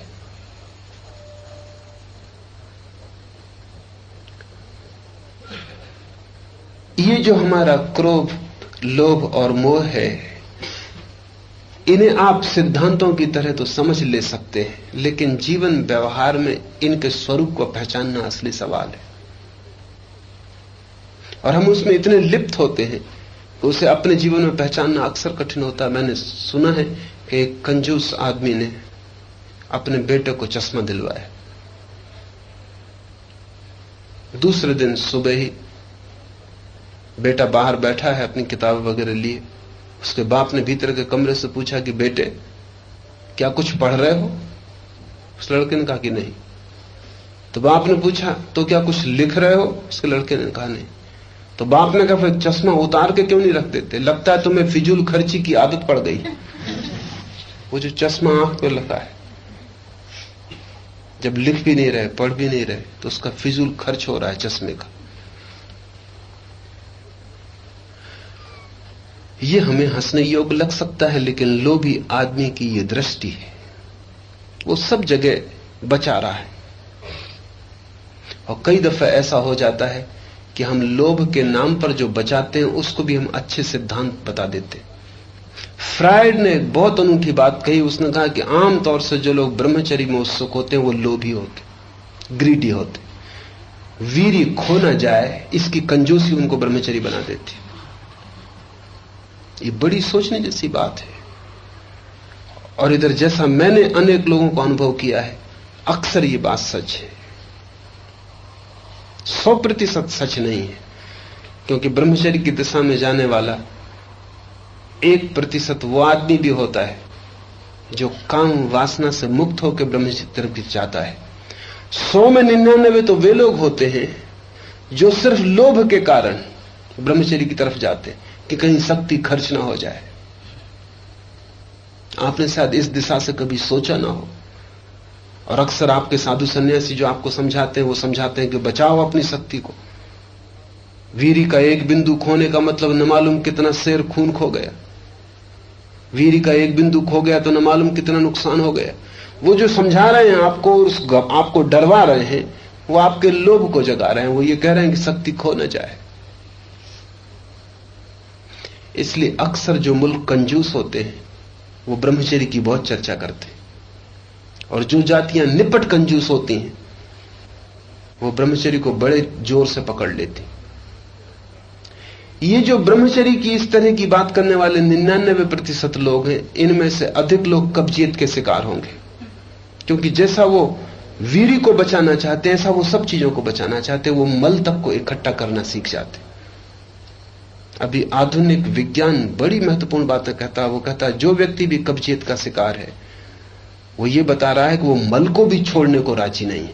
उसकी चित्त की दशा सब चीजों को पकड़ लेने की है। मनोवैज्ञानिक कई अनूठे नतीजों पर पहुंचे हैं जो धर्म को और धर्म की खोज में जाने वाले लोगों को ठीक से समझ लेना चाहिए। मनोवैज्ञानिक कहते हैं कि सब चीजें प्रतीकात्मक हैं, और एक बड़ी अनूठी बात है जो एकदम से समझ में नहीं आती लेकिन सही हो सकती। वो कहते हैं मल का जो रंग है पीला रंग, वही सोने का रंग है, और सोने को जो लोग पकड़ते हैं वो लोग कब्जियत को शिकार हो जाते हैं। वो मल को भी नहीं छोड़ सकते, और धन हाथ का मल ही है, वो मैल ही है, उससे ज्यादा है भी नहीं। लेकिन हर चीज को पकड़ लेना है, रोक लेना, कुछ भी छोड़ते नहीं बनता उनसे। जीवन उनका महारोग हो जाता है। काम विक्षिप्तता लाता है, लोभ उस विक्षिप्तता को बढ़ाने के लिए दूसरों का सहारा मांगता है, फैलाव मांगता है। क्रोध उस विक्षिप्तता में कोई भी बाधा डाले उसको नष्ट करने को तैयार हो जाता है। ये तीनों नरक के द्वार हैं, और हम जीवन में जितने दुख खड़े करते हैं वो इनके द्वारा ही खड़े करते हैं। नरक कहीं कोई स्थान नहीं है जहां द्वारों पर लिखा है कि काम क्रोध लोभ, कि यहां से भीतर मत जाइए। जहां जहां ये तीन है वहां वहां नरक है, वहां वहां जीवन दुख और संताप से भर जाता, वहां वहां जीवन की प्रफुल्लता कुम्हला जाती, जीवन के फूल वहां नहीं लगते। आपने कभी कंजूस आदमी को प्रसन्न देखा है? कंजूस प्रसन्न हो ही नहीं सकता। प्रसन्नता में भी उसे लगेगा कुछ खर्च हो रहा है, कुछ नुकसान हुआ जा रहा है। वो प्रसन्नता तक को रोके रखता है। वो हृदयपूर्वक हंस नहीं सकता, वो कठिन है, मुश्किल है, वो उसके व्यक्तित्व का ढंग नहीं है। वो किसी चीज में शेयर नहीं कर सकता, भागीदार नहीं बना सकता। इसलिए कंजूस कभी प्रेम नहीं कर सकता, किसी को प्रेम नहीं कर सकता, क्योंकि प्रेम में उसे डर लगता है कि जिससे प्रेम किया उसको कुछ बांटना पड़ेगा, कुछ साझेदारी करनी पड़ेगी। कंजूस कुछ चीज में बटाव नहीं कर सकता है। कंजूस अकेला जीता है, आइसोलेटेड, अपने में बंद हो जाता है। उसके चारों तरफ कारागृह खड़ा हो जाता है, और अपने चारों तरफ कारागृह खड़ा हो जाए, हम किसी चीज में साझेदारी ना कर सके, मुस्कुरा भी ना सके, बांट भी ना सके। जीवन के सब आनंद बंटने से जुड़े हुए हैं। जो आदमी जितना बांट सकता है, जो जितना अपने को फैला सकता है, जो जितना अपने को दूसरों को दे सकता है, उतना ही प्रफुल्लित होता है, उतना ही आनंदित होता है। अगर परमात्मा परम आनंद है तो उसका इतना ही अर्थ है कि परमात्मा ने अपने को पूरा का पूरा इस जगत को दे दिया, इस पूरे अस्तित्व को अपने को दे दिया है। वो सब तरफ फैल गया है, उसे आप कहीं भी खोज नहीं सकते। आप उंगली करके इशारा नहीं कर सकते कि ये रहा परमात्मा, क्योंकि वो एक जगह होता तो कंजूस होता, कृपण होता, बंधा होता। वो सब जगह है। इसलिए आप जहां भी कहें वहां वो है, और जहां भी आप इशारा करें वहीं आप पाएंगे कि मुश्किल है। वो सब जगह है। उसने अपने को सब तरह फैला दिया है। वो पूरा बट गया है कि अब उसके पास कुछ भी नहीं बचा है, अपने जैसा कुछ भी नहीं बचा है। इसलिए परम आनंद है, इसलिए सच्चिदानंद है। मैंने सुना है कि नानक एक गांव में ठहरे। गांव बड़े भले लोगों का था, बड़े साधुओं का था, बड़े संत सज्जन पुरुष थे। नानक के शब्द शब्द को उन्होंने सुना, चरणों का पानी धो के पिया, नानक को परमात्मा की तरह पूजा। और जब नानक उस गांव से विदा होने लगे तो वे सब मीलों तक रोते हुए उनके पीछे आए और उन्होंने कहा, हमें कुछ आशीर्वाद दे। तो नानक ने कहा, एक ही मेरा आशीर्वाद है कि तुम उजड़ जाओ। सदमा लगा। नानक के शिष्य तो बहुत हैरान हुए कि ये क्या बात कही, इतना भला गांव। फिर लेकिन अब बात हो गई और एकदम पूछना भी ठीक ना लगा। सोचेंगे, विचार करेंगे, फिर पूछ लेंगे। फिर दूसरे गांव में पड़ा हुआ, वो दुष्टों का गांव था। सब उपद्रवी जमीन के वहां इकट्ठे थे। उन्होंने न केवल अपमान किया, तिरस्कार किया, पत्थर फेंके, गालियां दी, मारपीट की नौबत खड़ी हो गई, रात रुकने भी न दिया। जब गांव से नानक चलने लगे तो वे तो आशीर्वाद मांगने वाले थे ही नहीं। शोरगुल मचाते, गालियां बकते नानक के पीछे गांव के बाहर तक आए थे। गांव के बाहर आके नानक ने अपनी तरफ से आशीर्वाद दिया कि सदा यहीं आबाद रहो। तब शिष्यों को मुश्किल हो गया। उन्होंने कहा कि अब तो पूछना ही पड़ेगा, ये तो हद हो गई, कुछ भूल हो गई आपसे। पिछले गांव में भले लोग थे, उनसे कहा बर्बाद हो जाओ, उजड़ जाओ। और इन गुंडे बदमाशों को कहा कि सदा आबाद रहो, खुश रहो, सदा बसे रहो। नानक ने कहा कि भला आदमी उजड़ जाए तो बढ़ जाता है, वो जहां भी जाएगा भलेपन को ले जाएगा, वो फैल जाए सारी दुनिया पर। और ये बुरे आदमी ये इसी गांव में रहें, कहीं ना जाएं, क्योंकि जहां जाएंगे बुराई ले जाएंगे। बटना लेकिन बुरे आदमी का स्वभाव ही नहीं होता। अच्छा है ये, वो सिकोड़ता है, ये बड़ी कृपा है। भला आदमी बंटता है, बांटना उसका स्वभाव है, दान उसके जीवन की व्यवस्था है। ये सवाल नहीं कि वो कुछ देता है कि नहीं देता है, ये उसके रहने होने का ढंग है कि वो साझेदारी करता है, वो शेयर करता है। ये जो तीन है, काम, क्रोध, लोभ, ये सुकोड़ देते और सुकड़ा हुआ आदमी नरक बन जाता है। ये अधोगति में ले जाने वाले हैं। इन तीनों को त्याग देना चाहिए, क्योंकि हे अर्जुन, इन तीनों नरक के द्वारों से मुक्त हुआ पुरुष अपने कल्याण का आचरण करता है, इससे वह परम गति को जाता है, अर्थात मुझको प्राप्त होता है। इन तीन से जो मुक्त हुआ पुरुष है वही केवल कल्याण का आचरण करता है। कल्याण का अर्थ है जिससे हित हो, मंगल हो, जिससे आनंद बढ़े, फैले। लेकिन जो आदमी काम वासना से भरा है, लोभ और क्रोध से भरा है, उसका आचरण कल्याण का नहीं हो सकता। उसका आचरण अहंकार केंद्रित होगा। वो अपने लिए सबको मिटाने की कोशिश करेगा, वो चारों तरफ विध्वंस फैलाएगा। उसकी आकांक्षा यही कि सब मिट जाए, मैं अकेला रहूं। क्योंकि जब तक दूसरा है तब तक मैं चाहे बांटूं या ना बांटूं, वो इस जगत की संपत्ति में से बटाव तो कर ही रहा है। जब तक दूसरा है कम से कम श्वास तो ले ही रहा है। तो इतनी ऑक्सीजन जिस पर मैं कब्जा कर सकता था वो कब्जा कर रहा है। तब तक सूरज की रोशनी तो पी रहा है। सूरज पूरा का पूरा मेरा हो सकता था, उसमें वो बटाव कर रहा है। तब तक आकाश में पूर्णिमा का चांद निकलता है तो वो भी प्रसन्न होता है, उतनी मेरी प्रसन्नता खो रही। वो जो आदमी काम, क्रोध, लोभ से भरा हुआ है, वह उसका मौलिक आधार जीवन का यह है कि मैं अकेला रहूं और सब मिट जाएं। वो नहीं मिटा पाता, ये दूसरी बात है, कोशिश पूरी करता है। हजारों दफे उसने प्रयोग किए कि वो सबको पहुंच के समाप्त कर दे, अकेला रहे। कल्याण तो उससे हो ही नहीं सकता है। कल्याण तो उसी व्यक्ति से हो सकता है कि सब रहें, चाहे मैं मिट जाऊं, मैं चाहे खो जाऊं, चाहे मेरी कोई जगह न रह जाए, लेकिन शेष सब रहे। फूल और जोर से खिलें, चांद और जोर से निकले, लोग और आनंदित हों, जीवन की बांसुरी बजती रहे।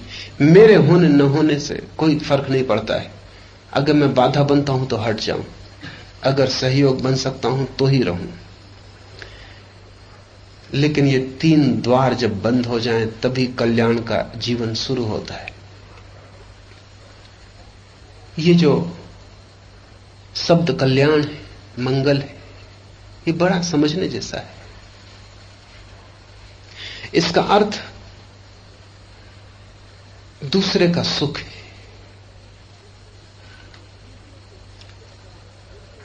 और दूसरे के सुख को अगर आप सोचना भी शुरू कर दें,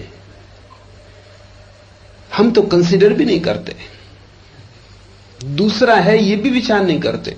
दूसरे के जीवन में भी सुख की कोई संभावना हो सकती है, दूसरे को भी सुख मिलना चाहिए, ये तो हमारे मन में कभी कौंधता ही नहीं।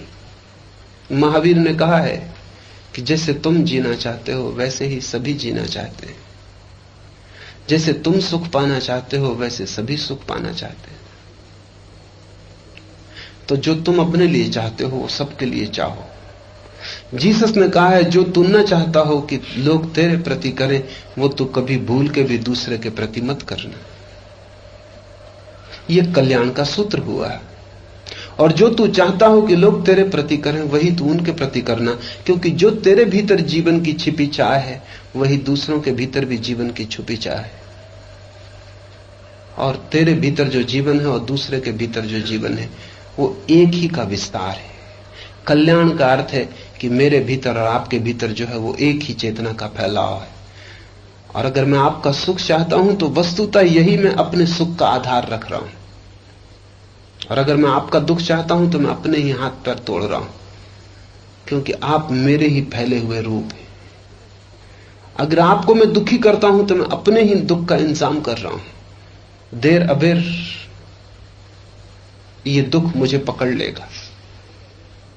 आपको सुख दे रहा हूं तो देर अबेर ये सुख मेरे पास आ जाएगा। एक बार जिस आदमी को ये समझ में आ गया कि इस जगत में अलग अलग कटे कटे लोग नहीं हैं, हम अलग अलग आइलैंड नहीं हैं, द्वीप नहीं हैं, हम एक महाद्वीप है, और अगर हमारे बीच में फासला दिख रहा है तो वो फासला भी बीच में आ गए पानी की दीवार है। नीचे हम जुड़े, नीचे जमीन एक है, और उस पानी की दीवार का कोई बहुत मूल्य नहीं। पानी की भी कोई दीवार होती, ये जो मेरे और आपके बीच में दीवार है ये पानी की भी नहीं, हवा की ही दीवार है। इस दीवार के दोनों तरफ जिस हवा से आप श्वास ले रहे हैं उसी हवा से मैं श्वास ले रहा हूं। हम दोनों जुड़े, हम सब जुड़े। इस संयुक्तता का बोध आ जाए तो जीवन में कल्याण का भाव आता है। और जो काम क्रोध लोभ से भरा है उसे ये संयुक्तता का भाव नहीं आ सकता। उसके लिए सब दुश्मन है, सब प्रतियोगी है। जो चीजें वो छीनना चाह रहा है वही दूसरे छीनना चाह रहे हैं। इसलिए दूसरों का सुख वो कैसे चाह सकता है? दूसरों के लिए आशीर्वाद उससे नहीं बह सकता। अभिशाप ही दूसरों के लिए उसके पास। और जो पुरुष शास्त्र की विधि को त्याग कर अपनी इच्छा से बरतता है वह न तो सिद्धि को प्राप्त होता है और न परम गति को और न सुख को ही प्राप्त होता है। इस बात को समझना बड़ा जरूरी और गहरा है। जो व्यक्ति शास्त्र की विधि को त्याग कर, शास्त्र की विधि क्या है, शास्त्र क्या है, इसे समझे। शास्त्र का अर्थ है सदियों सदियों में सनातन से जिन्होंने जाना है उनका सार निचोड़, जिन्होंने जीवन के आनंद को अनुभव किया है, जीवन के वरदान की वर्षा जिन पर हुई है, उन्होंने जो कहा है उसका जोड़। आज कठिन हो गई है बात। ऐसी कठिन उस दिन बात न थी जब कृष्ण ने यह कहा था। उस दिन हर कोई शास्त्र नहीं लिखता था। कोई सोच ही नहीं सकता था कि बिना जाने मैं लिखूं। वो सोचने के बाहर था, क्योंकि बिना जाने लिखने में कोई अर्थ भी नहीं था। शास्त्रों पर किसी के नाम भी नहीं थे, वो कोई व्यक्तियों की संपदा भी नहीं थे। अनंत अनंत काल में अनंत अनंत लोगों ने जो जाना है उस जानने को लोग निखारते गए थे। शास्त्र संपदा थी सबकी अनुभव की। वेद है वो किसी एक व्यक्ति के वचन नहीं है, अनंत अनंत ऋषियों ने जो जाना है वो सब संग्रहित है। उपनिषद है वो किसी एक व्यक्ति का लिखा हुआ विचार नहीं है, वो अनंत अनंत लोगों ने जाना है, उनका सारभूत है। कुछ पक्का पता लगाना भी मुश्किल है कि किसने जाना है। व्यक्ति खो गए, सिर्फ सत्य रह गए। तो कृष्ण ने जब ये बात कही तब शास्त्र का अर्थ था जाने हुए लोगों के वचन। इन वचनों को त्याग कर जो अपनी इच्छा से वर्तता है वो सिद्धि को प्राप्त नहीं होता, क्योंकि एक व्यक्ति का अनुभव ही कितना है, एक व्यक्ति की छोटी सी बुद्धि कितनी है। वो ऐसे ही जैसे सूरज निकला हो और हम अपना टिमटिमाता दिया लेकर रास्ता खोज रहे हैं। एक व्यक्ति का अनुभव बहुत छोटा है, एक व्यक्ति का होश बहुत छोटा है। अपने ही अनुभव से जो चलने की कोशिश करेगा वो अनंत काल लगा देगा भटकने में। लेकिन जाने हुए पुरुषों का, जागे हुए पुरुषों का जो वचन है उसका सहारा लेके जो चलेगा वो व्यर्थ के भटकाव से बच जाएगा। रास्ता छोटा हो सकता है अगर हमें थोड़ा सा नक्शा भी हमारे पास हो। शास्त्रों का अर्थ है नक्शे।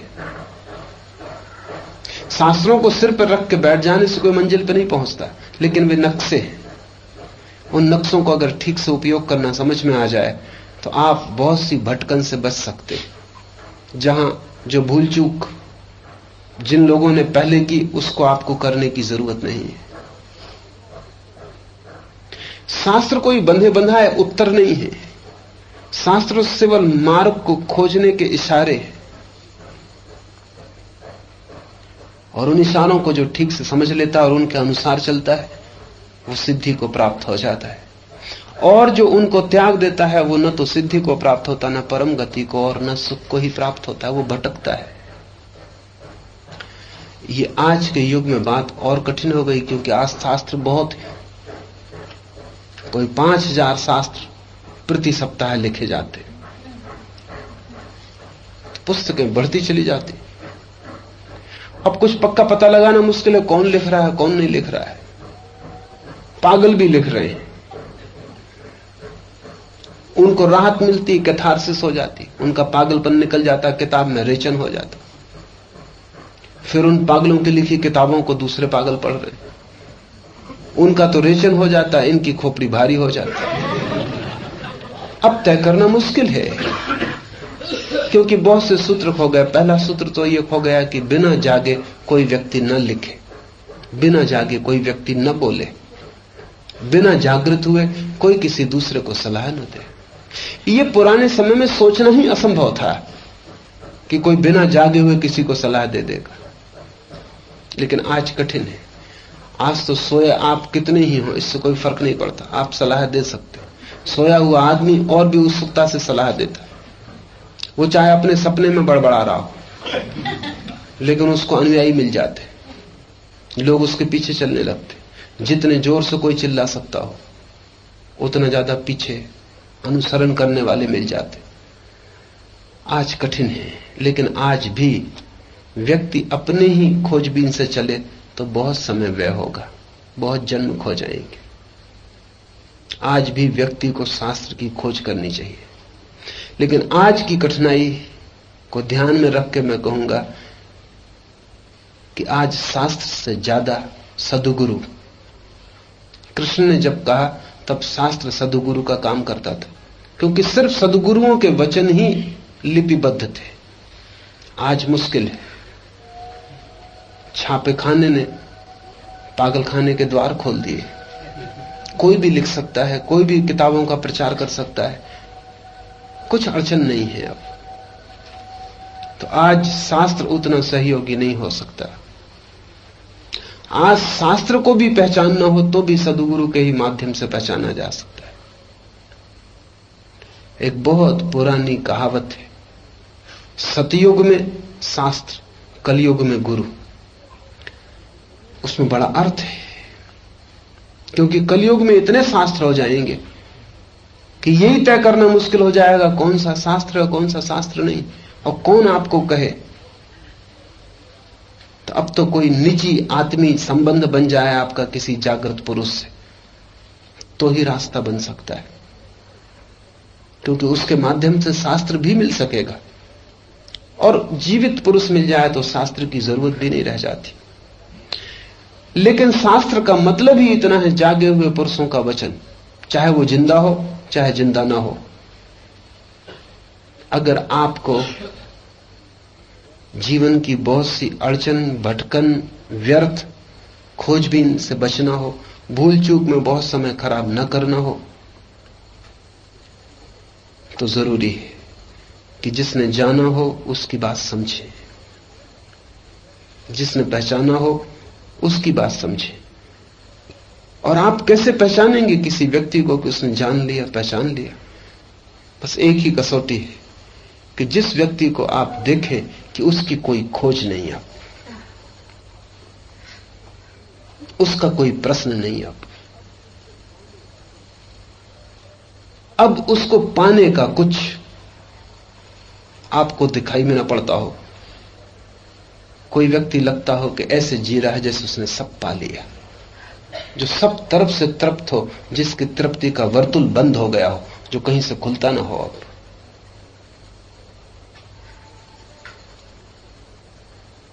तो ऐसे व्यक्ति की सन्निधि खोजना जरूरी है। आपके लिए वही शास्त्र होगा, उसके माध्यम से आपको वेद, उपनिषद, कुरान और बाइबल के द्वार भी खुल जाएंगे।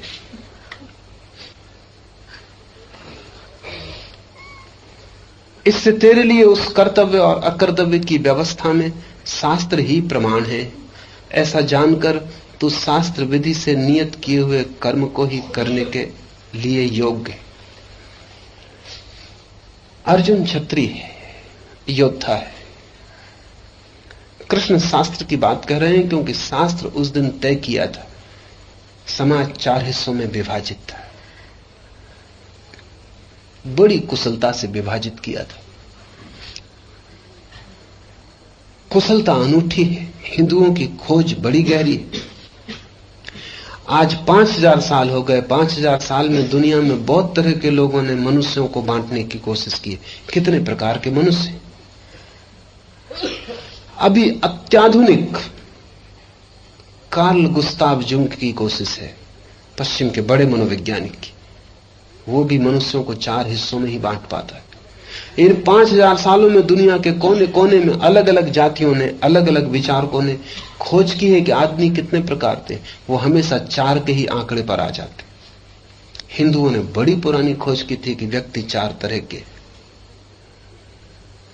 और उन 4 तरह के व्यक्तियों को बांट दिया था। और न केवल ऊपर से बांट दिया था, बल्कि ऐसे समाज की संरचना की थी कि आप मर भी जाएं आज तो कल आपकी आत्मा अपने ही टाइप की जाति को खोज ले। वो बड़ी गहरे व्यूह की रचना थी। ब्राह्मण मर के ब्राह्मण घर में जन्म ले सके और अनंत जन्मों में ब्राह्मण घरों में तैर सके तो उसका ब्राह्मणत्व सिद्ध होता चला जाए। और किसी भी जन्म में शास्त्र ने ब्राह्मण के लिए जो कहा है वो उसका मार्ग होगा। तो अर्जुन क्षत्रिय है। आज के क्षत्रिय को तय करना मुश्किल है।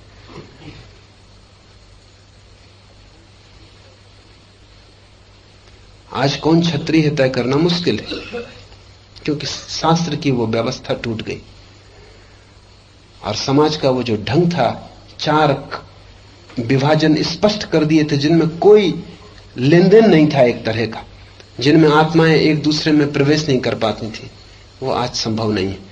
आज सब अस्त व्यस्त हो गया है और समाज सुधार के नाम पर ना समझ लोगों ने बड़ी उपद्रव की बातें खड़ी कर दी। उन्हें कुछ पता भी नहीं कि वो क्या कर रहे हैं।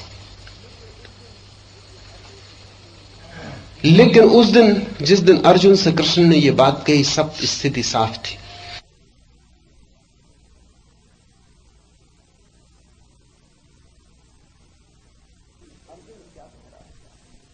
अर्जुन क्या कह रहा है? अर्जुन ब्राह्मण की मांग कर रहा है। वो इस ढंग का व्यवहार कर रहा है जो ब्राह्मण को करना चाहिए। वो जो प्रश्न उठा रहा है वो ब्राह्मण के, ये हिंसा होगी, ये लोग मर जाएंगे, किस राज्य को पाकर क्या करूंगा, किसके लिए पाऊं, इससे तो बेहतर मैं सब छोड़ दूं, संन्यास्त हो जाऊं। वो प्रश्न उठा रहा है जो ब्राह्मण चरित्र के व्यक्ति के लिए उचित है। और अगर अर्जुन ब्राह्मण होता तो कृष्ण ने यह गीता उससे नहीं कही होती। कृष्ण ये गीता कहने को मजबूर हुए क्योंकि अर्जुन का जो टाइप था, उसका जो व्यक्तित्व का ढांचा था, वो क्षत्रिय का था। और वो कोई एक जन्म की बात ना थी, अर्जुन अनंत जन्मों से क्षत्रिय था। बहुत बहुत बार क्षत्रिय रह चुका था। क्षत्रिय होना उसका गहरा संस्कार था, वो उसके रोए रोए में समाया था। उसकी आत्मा क्षत्रिय की थी। इसलिए ये अगर ब्राह्मण भी बन जाए तो इसका ब्राह्मण होना ऊपर ऊपर होगा, धोखा होगा, पाखंड होगा। ये जनेऊ वगैरह पहन ले और चंदन तिलक लगा ले और बैठ जाए तो भी ये जचेगा नहीं। इसके भीतर जो ढंग है वो योद्धा का है। ये ब्राह्मण होने के योग्य नहीं है। ये ब्राह्मण हो भी नहीं सकता, क्योंकि ब्राह्मण होना कोई एक क्षण की बात नहीं है। इसके अनंत जन्मों के संस्कार साफ करने होंगे, तब ये ब्राह्मण हो सकता है। ये कोई एक क्षण का निर्णय नहीं है कि हमने तय किया और हम हो गए। जैसे आज आप तय कर लें कि स्त्री होना, इससे कुछ फर्क नहीं पड़ेगा आपके तय करने से। आप स्त्री के कपड़े पहन सकते, चाल ढाल थोड़ी सीख सकते, लेकिन स्त्रियां भी आप पे हंसेंगी। रहेंगे आप पुरुष ही, वो स्त्री होना ऊपर का पाखंड हो जाएगा और सिर्फ हंसी योग्य हो जाएंगे। कृष्ण अर्जुन को समझा रहे हैं कि तू शास्त्र की तरफ देख। क्षत्रिय के लिए शास्त्र ने क्या कहा है, तू उससे यहां वहां मत हट, क्योंकि वही तेरी सिद्धि है। क्षत्रिय होकर ही और क्षत्रिय के धर्म का ठीक ठीक अनुसरण करके ही तेरा मोक्ष तुझे मिलेगा। तो क्षत्रिय की क्या सिद्धि होगी और क्या उसका मार्ग होगा? तो कृष्ण कह रहे हैं क्षत्रिय सोचता ही नहीं कि कोई मरता है। क्षत्रिय सोचता ही नहीं कि भविष्य में क्या होगा। क्षत्रिय सोचता ही नहीं। क्षत्रिय लड़ना जानता है, लड़ना उसका ध्यान है। वो युद्ध में ध्यानस्थ हो जाता है। वो न ये जानता है कि मैं मर रहा हूं कि दूसरा मर रहा है, वो युद्ध में निर्भय हो जाता है। वो युद्ध के क्षण में उसकी चित्त की दशा न तो मारने की न मरने के विचार से नहीं डोलती, वो निश्चिंत खड़ा हो जाता है। कौन मरता है ये गौण है। युद्ध का खेल उसके लिए खेल है, वो अभिनय है, वो उसके लिए कोई बहुत गंभीरता का प्रश्न नहीं है।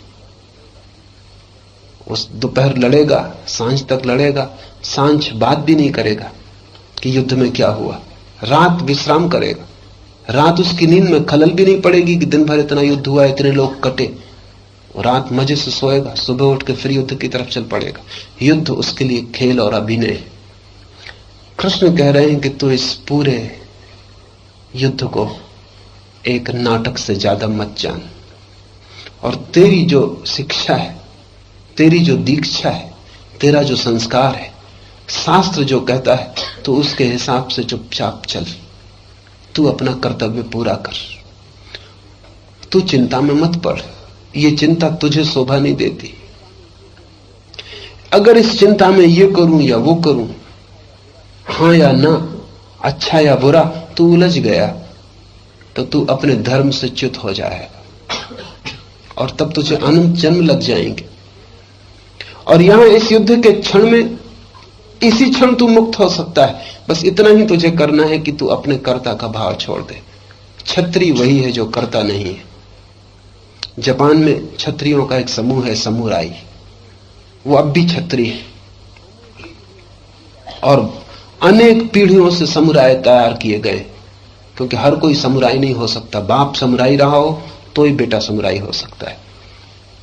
हम जैसा कि फलों की फसल तैयार करते, तो अच्छे फलों का बीज चुनते, फिर और उनमें से अच्छे फल, फिर उनमें से अच्छे फल, फिर फल बड़ा होता जाता है, सुस्वादु होता चला जाता है।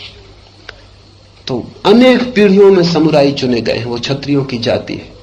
समुराई का एक ही लक्ष्य कि जब मैं युद्ध में लड़ूं तो युद्ध तो हो, मैं ना रहूं। मेरी तलवार तो चले लेकिन चलाने वाला ना हो। तलवार जैसे परमात्मा के हाथ में आ जाए, वही चलाए, मैं सिर्फ निमित्त हो जाऊं। इसलिए कहते हैं कि अगर दो समुराई युद्ध में उतर जाएं तो बड़ा मुश्किल हो जाता है कौन जीते कौन हारे, क्योंकि दोनों ही अपने को मिटा के लड़ते हैं। दोनों की तलवारें चलती हैं, लेकिन दोनों की तलवारें परमात्मा के हाथ में होती। कौन हारे कौन जीते, समराई सूत्र है कि वही आदमी हार जाता है जो थक जाता है जल्दी और वापस अपने अहंकार को लौट जाता है, और जो जिसको भाव आ जाता है मैं का, वो हार जाता है। जो आदमी धैर्य पूर्वक परमात्मा पे छोड़कर चलता जाता है, उसके हारने का कोई भी उपाय नहीं। कृष्ण कह रहे हैं तेरे लिए इस कर्तव्य और अकर्तव्य की व्यवस्था में शास्त्र ही प्रमाण है। ऐसा जानकर तू शास्त्र विधि से नीत किए हुए कर्म को ही करने के लिए योग्य है। ये कर्तव्य और अकर्तव्य की व्याख्या कृष्ण ने की। क्या करने योग्य है, क्या करने योग्य नहीं है, क्या त्याग देना है और क्या जीवन में बचा लेना है, कौन से नरक के द्वार हैं, वे बंद हो जाएं तो कैसे मोक्ष का द्वार खुल जाता है। ये सारी बातें आपने सुनी। ये बातें अर्जुन को कही गई हैं। इन पर आप सोचना। अगर आपकी चित्त दशा अर्जुन जैसी हो तो ये बातें आपके लिए बिल्कुल सीधा मार्ग बन जाएंगी। अगर आपकी चित्त दशा अर्जुन जैसी न हो और आप कोई संबंध ही न जोड़ पाते हो अपने और अर्जुन में, तो आप इन बातों को अपने पर ओढ़ने की कोशिश मत करना, क्योंकि वो भूल हो जाएगी वही जो अर्जुन कर रहा था। इन बातों को समझना, सोचना, इनके साथ साथ अपने स्वभाव को समझना और सोचना, दोनों को समानांतर रखना। अगर उनमें कोई मेल उठता हो, अगर दोनों में एक सी धुन बजती हो, अगर दोनों में संयोग बनता हो, तो ये सूत्र आपके काम आ सकते हैं। लेकिन गीता में करीब करीब कृष्ण ने वे सारे सूत्र कह दिए हैं जितने प्रकार के मनुष्य हैं, वे सारे सूत्र कह दिए। इसलिए गीता इतनी लंबी चली। अर्जुन के बहाने कृष्ण ने पूरी मनुष्य जाति को उद्बोधित किया है। तो चाहे इस अध्याय में, चाहे किसी और अध्याय में, आपके लिए भी कहे गए वचन हैं। इतनी थोड़ी सी मेहनत आपको करनी पड़ेगी कि अपने को थोड़ा समझ और अपने योग्य, अपने अनुकूल वचनों को थोड़ा पहचाने। और उचित ही है कि इतनी मेहनत आप करें, क्योंकि बिल्कुल चबाया हुआ भोजन मिल जाए तो आत्मघाती है। थोड़ा आप चबाएं और पचाएं। और यहां उत्तर बंधे हुए नहीं है, उत्तर खोजने पड़ेंगे। मैंने सुना है एक अदालत में मुकदमा चला एक आदमी पर, उसने हत्या की थी और एक गवाह को मौजूद किया गया, गांव के एक किसान को। और उस गवाह से वकील ने पूछा कि जब रामू ने पंडित जी पर कुल्हाड़ी से हमला किया तो तुम कितनी दूर खड़े थे? उसने कहा, उस किसान ने कहा। तो वकील भी चौंका, अदालत भी होश में आ गई, मजिस्ट्रेट भी चौंका। और वकील ने कहा, तुमने तो इस तरह बताया है कि जैसे तुमने पहले से सब नाप जोक के रखा हो, 6.5 इंच, 6 फीट 6.5 इंच। और उस किसान ने कहा, मुझे पता था कि कोई ना कोई मूर्ख आदमी ये सवाल मुझसे यहां जरूर पूछेगा। तो यहां आने के पहले पहला काम मैंने ये किया है, बिल्कुल नाप के आया हूं। इस तरह बंधे हुए सवाल और उत्तर आपको गीता में नहीं मिल सकते।